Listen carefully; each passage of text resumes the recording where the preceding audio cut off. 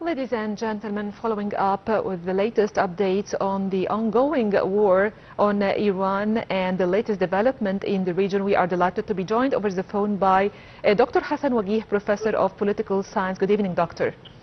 Good evening. It's a pleasure having you with us on Nile TV International. Thanks for having me.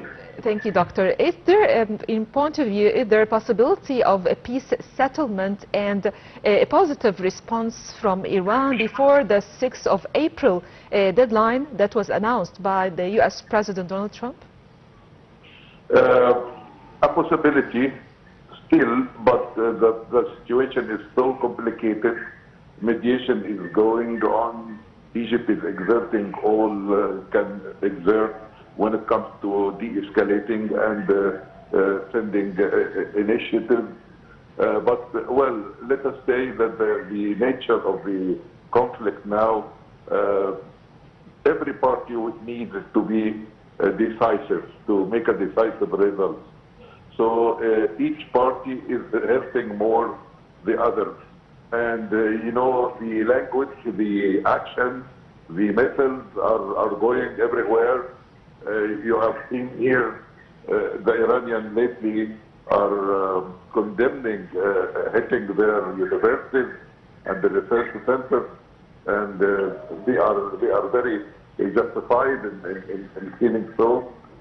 So they retaliated by saying they will hit American universities and the research centers in the area. And also there is a deliberate action to drag the Gulf countries into the war, and hopefully the Gulf countries are restrained enough not to fall in that trap, because this increases the opportunity for expanding the conflict, which is needs to be de-escalated, not to be escalated. So, Doctor, as for the European countries, they are still hesitant to be involved in the current war, while U.S. President Donald Trump is putting pressure on these countries and is criticizing them for not stepping up in the war, saying that they need to start to learn how to fight for yourself, as he put it in his own words. How do you see this statement by Trump? Yes, actually, what is missing here is that the Europeans feel that this is not their war. So they are resisting, they are restraining themselves. But again, President Trump, in a situation that needs help also for opening up Hormuz, controlling Hormuz Strait, but actually, he is trying to convince them that this is for their interest. He doesn't need Hormuz. They need it more. So he's trying to play on this, harping on this chord. And I think that they are not responding for that so far.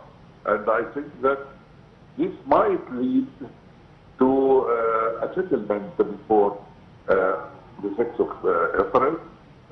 If everybody is training and giving in for not intervening in a very negative way that increase the escalation of the situation, as the Israelis want. This is an Israeli game. And even there is I think there is a conflict in opinion between Trump and Netanyahu when it comes to this, because the whole thing is getting nowhere and no one is getting the right result they seek to achieve. Is there any possibility that Europe may change its stance, the European countries may change its stance and get involved in the current war? Of course, everything is open for happening. Nobody knows what motivates people in this evil war. So it could be, but I don't think so far that this is for the interest of anyone. And in terms of rational calculation, all the time, rational calculation is so different from irrational calculation. So far, I hope the Europeans are doing a rational calculation not to get into the escalation process, and hopefully there will be a negotiating table that the parties could go there and try to provide a solution. But it has to be win-win because, you know, there is a cross-cultural communication challenge. You know, you cannot try to annihilate a country like Iran with all this history, with all this creed in their fighting. So they go for two-sided ends.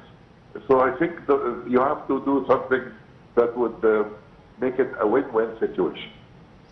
So, as you mentioned, Dr. Egypt is exerting its utmost efforts to de-escalate the tension in the region. So, how do you assess the latest efforts exerted by the quartet in Islamabad and the importance of this quartet and this meeting? And can the four countries of Egypt, Pakistan, Saudi Arabia and Turkey play a key role in resuming negotiations between the U.S. and Iran? Yes, I think these countries can play a very vital and important role. And I think that if they succeeded in helping, that things will get soon under control and on the negotiating table, this would be for everyone, for the interest of everyone. But even if they don't succeed, it is very important that they have came up with this coalition and unity by these countries, because of course they will have a heavy weight in the final analysis if the escalation is going irrational.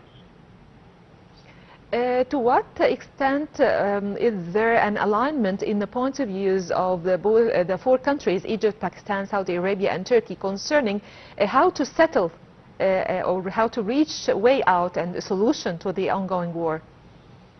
I think this land is their land.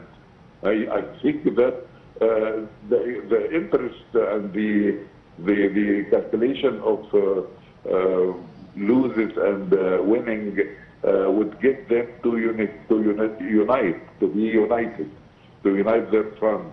They have very common interest in keeping the situation in a de-escalation scale, and if there is irrational calculations by anyone, it is good to see this power of these four countries. Hopefully everything will go for their peaceful agenda. So concerning the interference of other countries and other parties and groups, factional groups like Houthi groups last week or this week, the beginning of this week in the war,